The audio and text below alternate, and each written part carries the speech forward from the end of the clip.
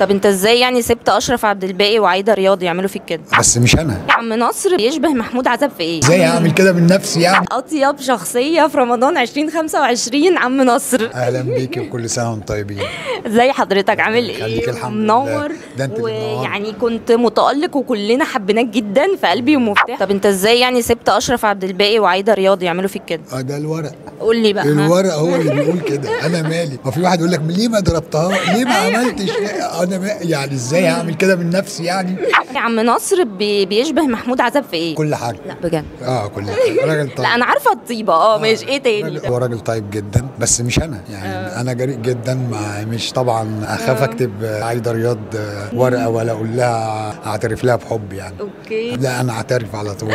احكي لي بقى لما الدور جالك كده استقبلته ازاي وايه اللي حصل؟ المخرج اختارني من وسط 17 ممثل، هو قال لي كده يعني، لان انا شكل الشخصيه اللي هو عايزها عم نصر. سعدت بيه جدا جدا وبالمجموعه كلها، بدايه من المخرج لاصغر حد بيشتغل في اللوكيشن. الناس كلها عايزه تعرف بقى السنين اللي فاتت دي كلها كنت بتعمل ايه واختفيت ليه؟ لا ما اختفيتش يعني. عملت مسرحيه راجل الاستاذ صبري فواز، عملت كذا برنامج، الوش التاني وقله مندسه يعني، بس مش في الاتجاه اللي انا بحلم بيه يعني. شكرا لحضرتك جدا. ثانك يو. ميرسي. ميرسي يا روحي، ربنا يخليك.